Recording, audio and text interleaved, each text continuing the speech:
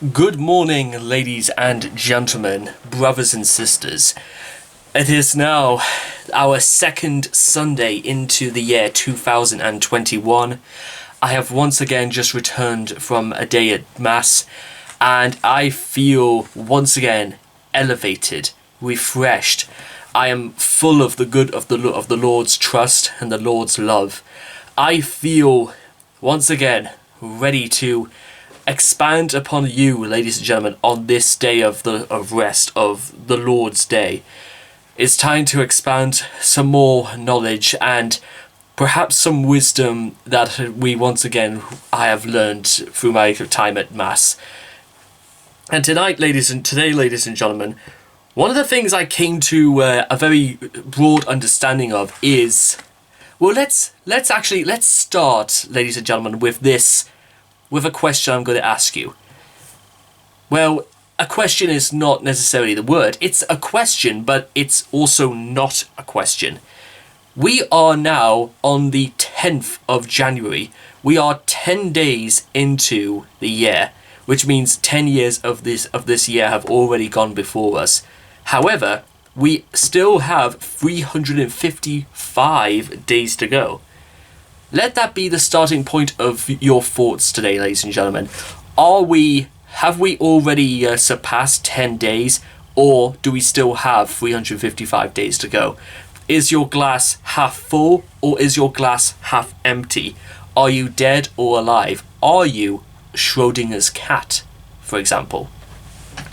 Now, the reason I have to make this point extremely elaborate to begin with is because a lot of things in my life have happened in the last week.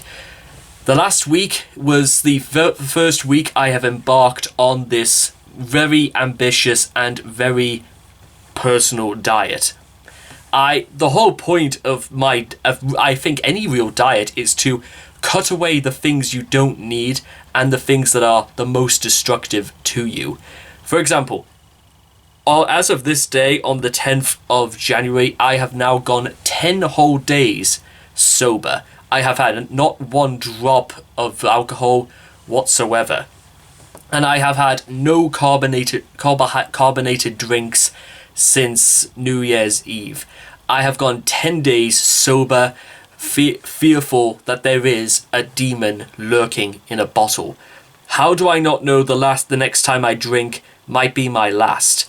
I personally don't know, but under these circumstances, and maybe it's because I'm taking things to unnecessary extremes, is why I'm putting that idea forward. Because for all I know, I could be one sugar-full drink away from diabetes, or my heart exploding, or my liver failing, or my brain taking on a seizure, or whatever else it could happen to me. I can't tell you that it won't happen, but I can't tell you that it's never going to happen. So why would I want to take that game of Russian roulette with my own body? To me, it makes more sense to stay alive, stay healthy, even for an extra day at a time, because think about what exactly you can do in one day, ladies and gentlemen. Picture that a day, a pocket of time, 24 hours. Let me just give you an example of one of the things I did in the last 7 days. Wednesday, for example, I made over 1,000 pictures / posters for my 1K 1 day Operation Atlas Rising campaign. 1,000. And these, well, depending on whether or not you at home think they are any good, only time will tell on that front whether or not all my work was for anything. And that is one of the biggest fears, is that there is a very fear that all the time, everything you've worked for could end up ultimately for nothing. The worry there is that you are not going to leave behind a legacy, let's say. You could work your entire life and then it's taken away from you, and nobody will ever uncover your work until it is far too late, or before you've had the chance to really see the harvest, the forest, the vineyard of what you have grown.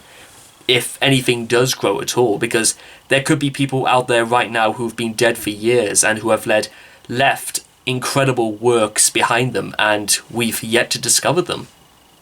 And you can't say necessarily that is not the case, because there was a comic book art. I think it was a graphic novelist who had these works about some kind of like army of people who are ravaging against ungodliness, and he was on his deathbed really when his works were discovered, and he kind of shrugged his shoulders and said, well, it's a bit late now for you to start realizing who I am and what I can do. And there is no doubt that his works, I apologize if I cannot quite remember the name. I do know I have very vague memories of his work, but I can point them out to you if I was given the chance. But now, ladies and gentlemen, chance. Let's talk about that just very briefly. You have the chance. You have the opportunity that God has bestowed upon you. And even if, again, you do not believe in God, you have opportunities in this world. You have the choice to do something. I, for example, have the choice to completely stop my enterprise right now, close everything down, set fire to my books, burn every last scrap of data or of information there was that I've ever done or ever will do, and nobody will bat an eyelid. I have the choice to do that. I also have the choice to continue. I also have the choice to work for something much grander than myself. I have the choice to do just about everything else in my life. And you're only realistically aware of how many choices and how many blessings and how privileged we are only by looking at them in hindsight. Seldom many people are truly aware of being able to comprehend exactly how much we have in comparison to how much somebody has not, for example. To give you one little idea, I'll have to divulge into what I'm about to talk about. Back in 2017, just when I was about to start, well, once I had finished my first year at university, my family were planning on a short 2-week holiday in the Spanish seaside town of Fungirola. I say town, it's more of a city, but in Spain. And I was required to sort of pay my own way at that point. So what I had been doing is that I saved and scrimped up money from work I was doing for because I was working when I was doing at university, pretty much all the way through university. The more I think about it, and when I was doing that, I was also selling possessions that I didn't need or didn't want to use anymore. I cancelled subscriptions to places, and I was making sacrifices. I was also donating my time into scrimping and saving and earning, because I foresaw that there are things later in life that are going to cost a lot more and will mean far more. It's for me, it was just a step in growing up, is making sacrifices and learning that in this world you've got to work, and if you don't work, then you're simply just not going to make your way in life, or you won't be able to get to earn the things that you are desiring. Meanwhile, so by the time that short holiday came to an end, I had managed to save over 600 euros for this holiday, which in itself, in the span of about 6 weeks, I didn't particularly think was too bad an effort on my part. When we sort of came back, I had started to make arrangements and plans about how I was going to tackle my second year of university. I was not going to make the same mistakes I was going to make in my first year.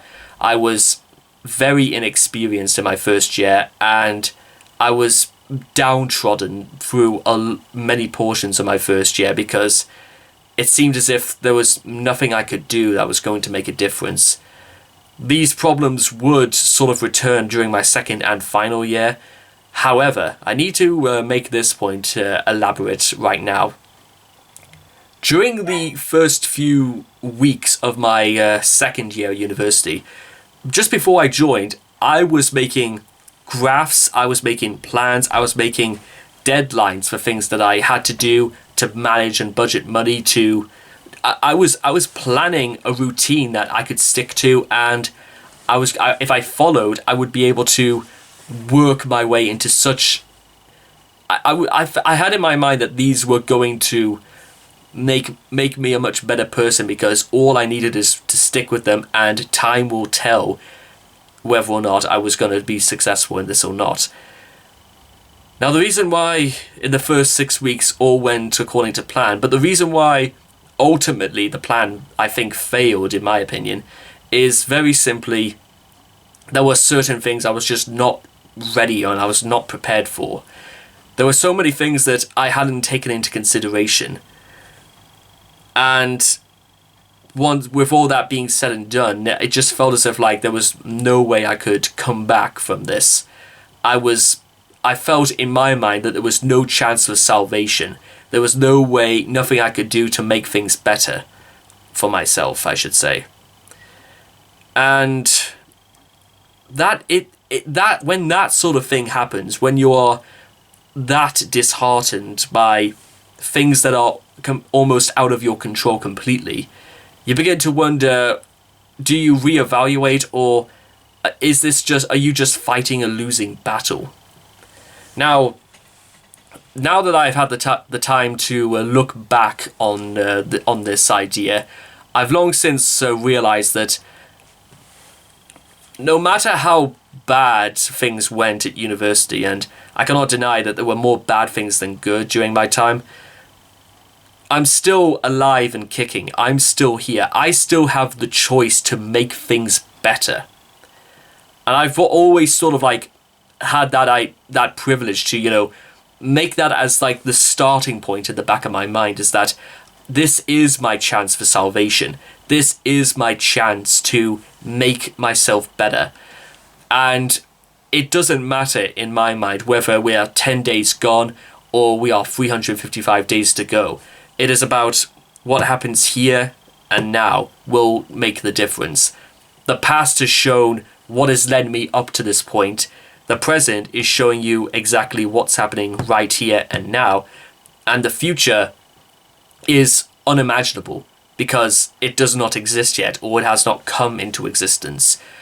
Maybe in the future I could be on a jet plane to San Francisco or New York City. In a year's time, I could be making the exact same videos as before. In a year's time, I could be doing charity work in places like Mozambique or Ethiopia.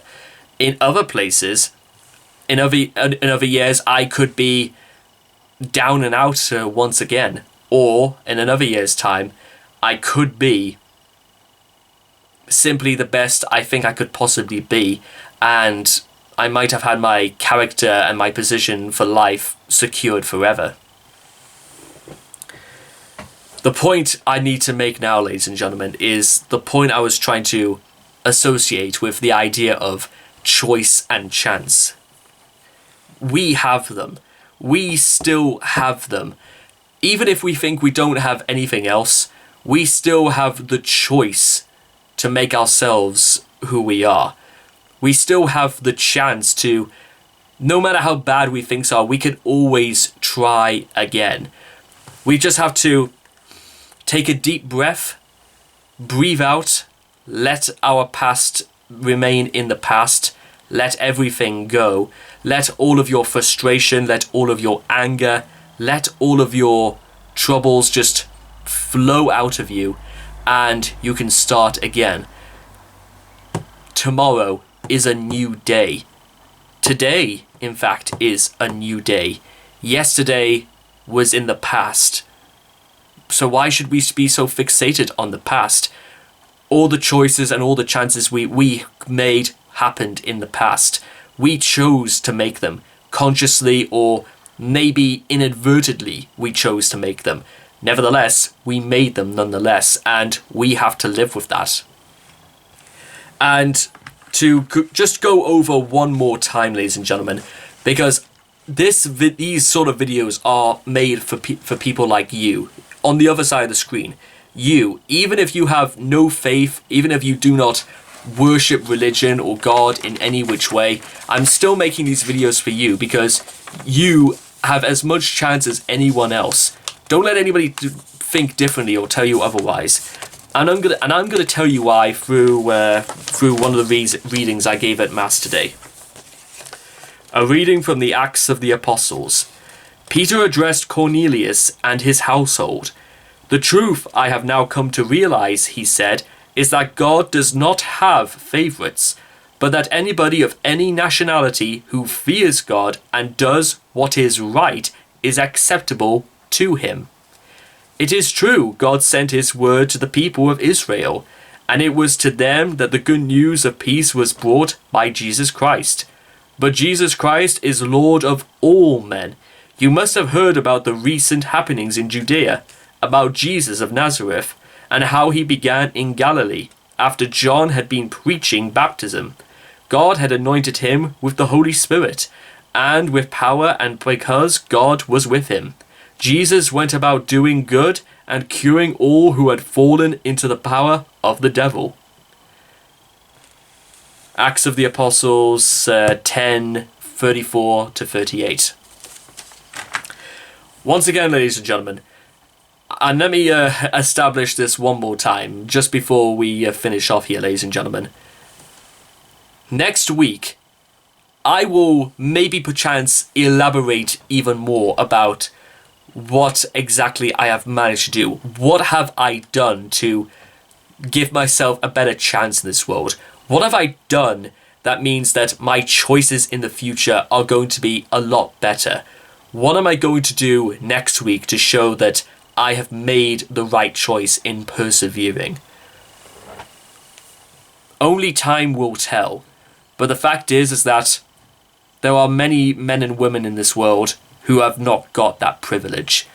Perhaps, ladies and gentlemen, I would be right in saying that in our world of fast food, of expensive food, of fancy phones, of cheap phones, of glass tablets, of enormous PlayStation 5 consoles, out of televisions the size of cinemas, sports cars, personalities, perhaps, ladies and gentlemen, the true privilege of all is being given the choice and the chance to do those things.